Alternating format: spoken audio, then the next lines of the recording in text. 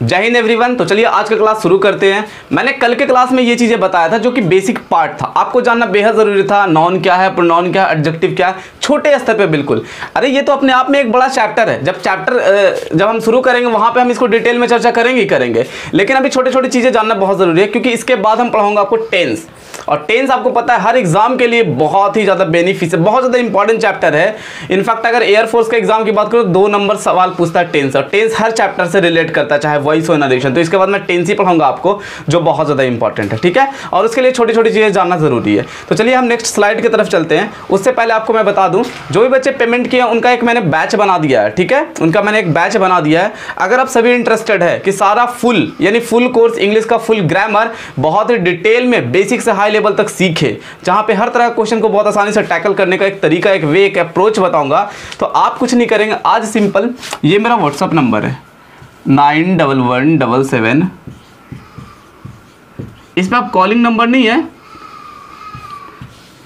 इस पर आप मुझे व्हाट्सअप करके आप बस हाई कर दो अगर आप कोर्स चाहते हो तो। और दूसरा, बहुत सारे बच्चे ने यहाँ पे मैं बताऊंगा, आप पेमेंट करोगे फिर मैं आपका एक बैच बना दूंगा। तो बहुत सारे बच्चे ने टेलीग्राम ये इंस्टाग्राम पे मैसेज किया। यार आप सभी से रिक्वेस्ट है, एक बार फिर आप खुद अपने तरफ से मैसेज कर दो, क्योंकि बहुत सारे मैसेज आते रहते हैं, रिप्लाई करना बहुत टफ हो जाता है। और इंस्टाग्राम का ID भी मैं साथ में बता देता हूँ, अभिनव आर्या 121 ये इंस्टाग्राम का ID है, ठीक है। तो ये आप करना, फिर मैं शुरू करता हूँ। चलो ये नेक्स्ट स्लाइड की तरफ चलते हैं। और नेक्स्ट क्या है आपके बाद, अभी तक एडजेक्टिव सीखे थे, वर्ब बहुत इंपॉर्टेंट है समझना। टेंस भाई, tense is the combination of verb, verb का ही कॉम्बिनेशन है। तो वर्ब क्या है ये समझ ले पहले, ठीक है।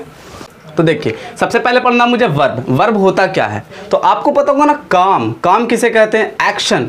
एक्शन का मतलब होता है काम, यानी कि जो एक्शन को बताए। एक्शन का मतलब खेलना, घूमना, टहलना, लिखना, पढ़ना, जो कुछ काम होता है उसे कहते हैं वर्ब, ठीक है। तो पहला पॉइंट मैंने लिखा एक्शन। जैसे किसी एग्जांपल में आप देखेंगे ही प्लेज क्रिकेट, तो बेटा ये प्लेज क्या है सर? ये खेलना। तो खेलना यानी कि ये क्या बता रहा है? एक्शन बता रहा है। तो इसलिए ये क्या हुआ सर? ये वर्ब हो गया, ठीक है, वेरी गुड। अब सेकेंड है पोजीशन, यानी कि पोजीशन का मतलब क्या होता है? जो कुछ आपके पास होता है उसे कहते हैं पोजीशन, जिस पे आपका अधिकार है। जैसे मेरे पास एक किताब है, आपके पास एक फ़ोन है ना, उसके पास एक बड़ा सा घर है। तो पास यानी पास बताने वाली चीज़ है। तो मैंने बोला ही हैज़ ए कार, तो हैज़ क्या है सर? ये भी वर्ब है। क्यों? क्योंकि सर ये पोजीशन को बता रहा है। क्या बता रहा है? पोजीशन बता रहा है। पोजीशन बताने वाला क्या कहलाता है? वर्ब कहलाता है। और तीसरा है हैपनिंग, यानी कि जैसे अगर मैं बोलूँ ईज, ईज क्या है सर? एक्शन तो नहीं नजर आ रहा है यहाँ ये पोजीशन तो नजर नहीं आ रहा है, तो फिर यह है क्या ईज? तो ईज क्या बता रहा है? हैपनिंग को बता रहा है, यानी कुछ होना। आप क्या है? आप एक शिक्षक है, ठीक है। तो ये हैपनिंग शो कर रहा है, तो हैपनिंग शो करने वाला भी क्या कहलाता है? वर्ब कहलाता है, ठीक है। ये वर्ब है आपका। अब यहाँ पे समझने वाली ये बात है कि ठीक है मैंने समझ गया, एक्शन बताने वाला, पोजीशन बताने वाला, हैपनिंग बताने वाला वर्ब होता है। लेकिन जरा एक सेंटेंस यहाँ पे मैंने लिखा है, इसे पढ़िए ध्यान से। लिखा है ही इज प्लेइंग क्रिकेट। तो सर आपको पता है ही क्या है? तो सर ही कोई ना कोई यहाँ पे पर्सन रहा होगा, उसी के बदले मैंने ही लिखा, तो ही प्रोनाउन है। ईज क्या है? तो अभी बताया सर ही ईज क्या है? हैपनिंग बताता है। तो इसलिए ईज क्या है? एक वर्ब है। क्या है? वर्ब है। और प्लेइंग क्या है? तो सर प्लेइंग एक्शन बता रहा है, तो ये भी तो एक वर्ब है, ये भी एक वर्ब है। और क्रिकेट क्या है सर? तो क्रिकेट नाउन है सर। क्रिकेट क्या है? नाउन होता है। अभी पहचानना सबको सिखाऊंगा मैं। तो ये सर फिर क्या कहा गया आगे जाके, अगर हम इंग्लिश वर्ब को आगे जाके और पढ़े तो वर्ब को जो है ना डिवाइड कर दिया गया, यानी कि अलग अलग काइंड्स दे दिया गया, जिसे कहा गया हेल्पिंग वर्ब और मेन वर्ब। क्योंकि बच्चे बोलेगा सर इसमें और इसमें क्या फ़र्क है? क्योंकि एक बताता है ईज, एम, आर क्या बताता है? हैपनिंग बताता है। एक बताता है एक्शन बताता है। तो कहीं ना कहीं वर्ब को आगे जाके बांट दिया गया, किसमें? हेल्पिंग वर्ब में और मेन वर्ब में। देखो ये ईज क्या है यहाँ पे सर? ये यहाँ पे हेल्पिंग वर्ब क्या है? हेल्पिंग वर्ब है, हेल्पिंग वर्ब, ठीक है, ING हेल्पिंग वर्ब। और ये क्या है सर? ये मेन वर्ब है, ये मेन वर्ब।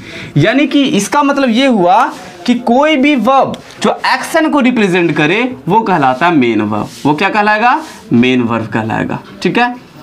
कोई भी वर्ब जो एक्शन को बता दे, कोई काम को बता दे, वो कहलाता है मेन वर्ब। हालांकि यहां से भी वर्ब को आगे जाके 2 भाग में बता दिया गया। एक्शन बताने वाला, एक ना एक्शन, बिना एक्शन का, यानी जो एक्शन नहीं बताए। जैसे मैं सोच रहा हूं, सोचना कोई काम है क्या? कहीं आप बैठे हो और पापा पूछे बेटा क्या कर रहे हो, तो आप बोल रहे हो सोच पड़ो, उल्टा झापड़ घुमा के देंगे आपको। सोचना कोई काम है क्या? हाँ। और देखना, जैसे मान लीजिए आप चेयर पे बैठे हुए थे ऐसे, ठीक है, मेरे तरह बिल्कुल, और पापा ने पूछा बेटे क्या कर रहे हो, तो मैं फूल को देख रहा हूँ। तो ले और कोई काम नहीं है, तो देखना भी तो काम है। बेटा देखना कोई काम है? नहीं सर। तो देखना कोई काम नहीं है, ठीक है, उसका एक अलग अलग यूज़ है। नो, जानना कोई काम नहीं है, तो नॉन एक्शन भी वर्ब कहलाते हैं। तो नॉन एक्शन वर्ब आगे जाके पढ़ेंगे।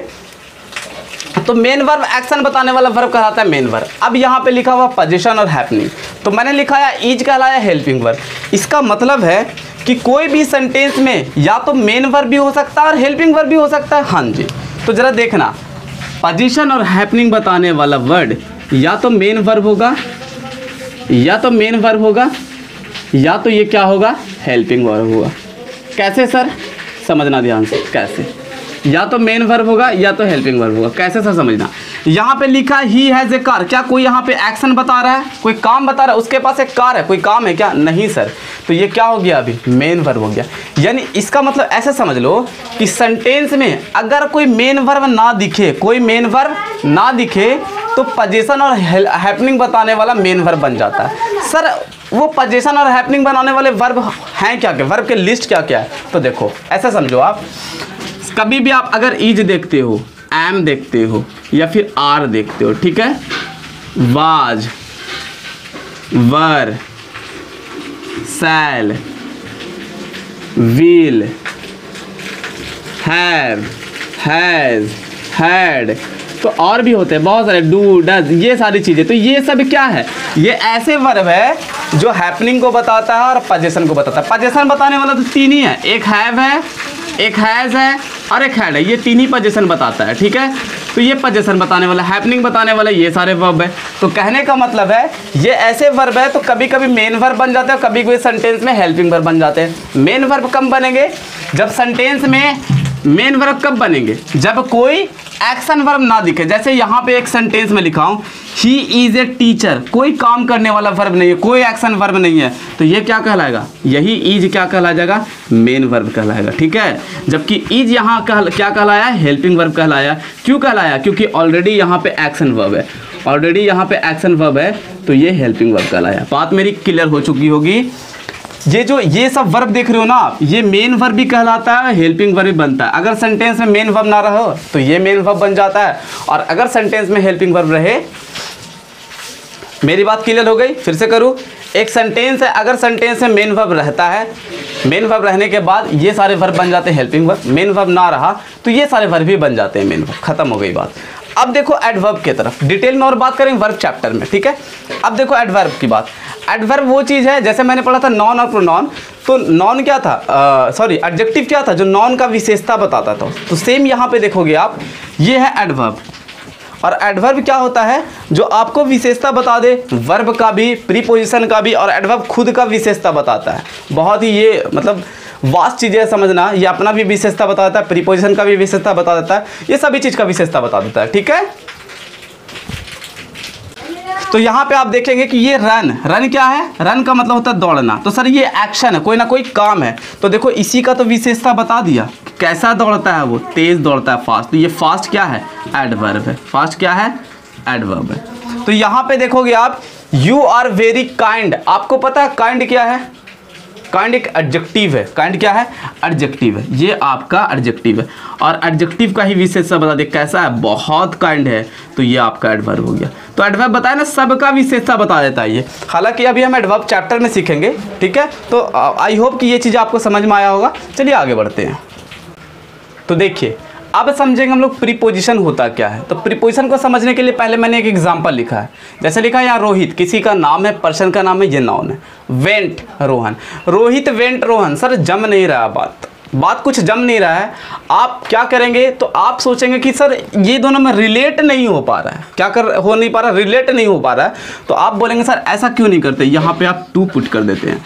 अब सर रिलेट हो जा रहा है, रोहित वेंट टू रोहन, हाँ सर अब रिलेट हो जा रहा है। तो प्रीपोजिशन क्या है, रिलेट करने वाले वर्ड होता है, इसलिए प्रीपोजिशन को और हम दूसरे नाम से क्या जानते हैं, it is a relating word. आसान हुआ, रिलेटिंग वर्ड। छोटे छोटे आसान तरीके सीखेंगे, बहुत सारी चीज़ें होती है आगे सीखना इंग्लिश ग्रामर में, बट अभी मैं छोटा छोटा वो चीज़ क्लू दे रहा हूँ आपको, जो आप कहीं पे देखो तो आप समझ जाओगे कि ये रिलेट कर रहा है, तो ये रिलेटिंग वर्ड है, ठीक है। नेक्स्ट देखो कंजक्शन क्या होता है। ज्वाइनिंग वर्ड होता है, ये ज्वाइन करने का काम करता है। जैसे यहाँ पे देखो राम, सर ये कहीं पर्सन का नाम है तो ये क्या हो गया, नाउन हो गया। ठीक है जी, ये मोहन क्या है, सर ये नाउन है, दो नाउन है, क्या है, दो नाउन है, इसलिए जो, और ये एंड बाबा आकर क्या कर रहे हैं, ये है ज्वाइनिंग बाबा, आकर ज्वाइन कर दे रहे हैं ये दोनों नाउन को। ठीक है, ताकि दोनों का एक्शन सेम हो गया, Ram and Mohan have come, दोनों आ चुके हैं। तो ये एंड क्या हो गया, ये कहला गया कंजक्शन, क्योंकि ये क्या कर रहे हैं, ज्वाइनिंग का काम कर रहे हैं, तो इसलिए कहा गया conjunction is a joining word. बहुत कंजक्शन का बहुत एक वास्ट सिलेबस है, पढ़ेंगे अच्छे से। अब लास्ट बच गया हो गया आपका इंटरजेक्शन। इंटरजेक्शन क्या होता है, जो express emotion, sudden express emotion, अपने इमोशन को एक्सप्रेस करो सडन। जैसे आप मैच जीत जाते हो तो बोलते हो हुर्रे, है ना, ओह, किसी को तकलीफ हो तो बोलते ओह, ऐसे बोलते हैं। ये सडन आवाज़ जो निकलता है ना, ये कहलाता है इंटरजेक्शन। जैसे एग्जांपल में आप लिख सकते हो ब्रेवो, है ना, या ओह हो गया, या आप कह सकते हो हुर्रे। ये सारे वर्ड जो है क्या कहलाता है, इंटरजेक्शन कहलाता है। तो आज का बेसिक हमारा कंप्लीट हुआ। कल हम स्टार्ट करने वाले टेंस, जहाँ पे बहुत इंपॉर्टेंट चीज़ें सीखेंगे। चलिए नमस्कार आप सभी का, फिर मिलता है अगले वीडियो के साथ। और जो भी भाई कोर्स परचेस करना चाहते हैं, मैं पहले ही आपको बोल चुका हूँ। थैंक यू सो मच, मिलता है अगले वीडियो के साथ।